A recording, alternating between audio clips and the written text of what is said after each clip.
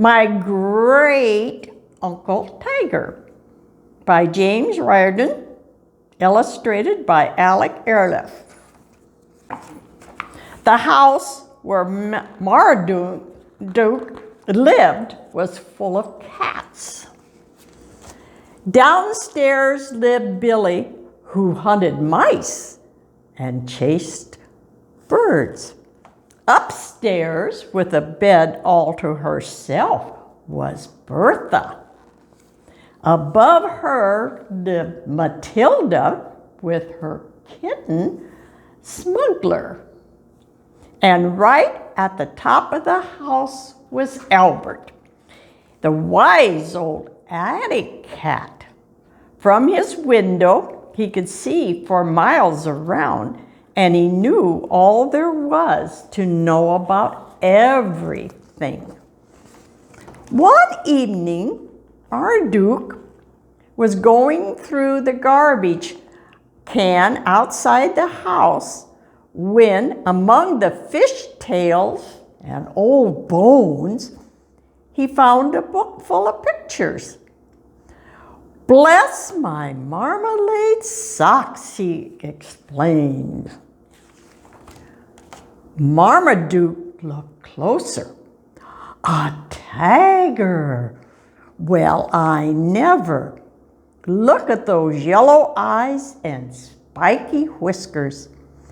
And he got a long, furry tail that curls like mine, and marmalade stripes just like me. We must be related." Every night, the cats gathered on the rooftop to talk about the day's events. That evening, Marmaduke couldn't wait to tell them his news, and he came across the roof with his nose held high and swishing his tail grandly. And before any of the other cats were able to say anything, Marmaduke began to boast about his Uncle Tiger. Little Smuggler was very impressed. "Where does your great Uncle Tiger live? Can we meet him, please?" he asked Marmaduke. But it was wise old Albert who answered, "There are tigers at the zoo. I've seen them from my window. We could all go and see Marmaduke's Uncle Tiger." So first thing next morning, the cats set off. They tiptoed over the rooftops and filed across alleyways. And finally, they squeezed through a hole in a high green fence, and there they were, inside the zoo. "You go first," said Matilda to Marmaduke. "You know what he looks like." "Oh, you won't have trouble spotting him," said Marmaduke.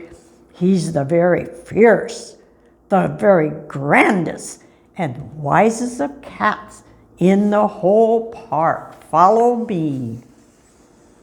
"Just look at that," said Smuggler. Everyone stopped.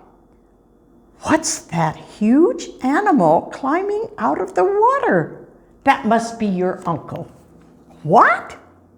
That ugly fat frog?" scoffed Marmaduke. "No, no, no, that's a hippo," said Albert wisely. "Tigers are orange and furry," said Marmaduke. "Come on."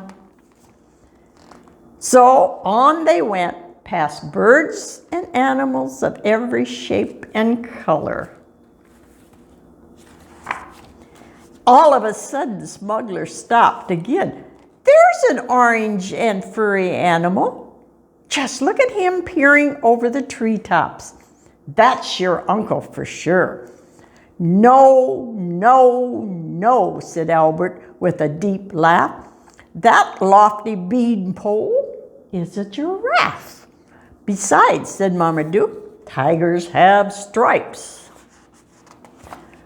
At last the cats reached the largest, most fearsome cat they'd ever set eyes on. His yellow eyes gleamed wickedly. His white whiskers twitched. His long tail switched from side to side. And his great furry body was striped in orange and black from top to toe. There he is. That's him. That's my uncle, shouted Marmaduke. Marmaduke walked boldly toward the tiger, but as he got closer, his knees began to wobble. In real life, his fierce great uncle looked rather scary. Hello, uncle, he said.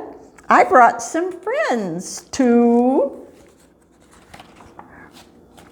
The tiger opened his great jaws and revealed 2 rows of great big white teeth. Gr-r-r-reat, gr-r-r-reat. Greetings, said the tiger. But Marmaduke did not hear his uncle's tiger's woods, nor did the other cats. Up they leaped and took to their heels for dear life. Marmaduke was far ahead of his friends, running for all he was worth. And never again did he boast about his great Uncle Tiger.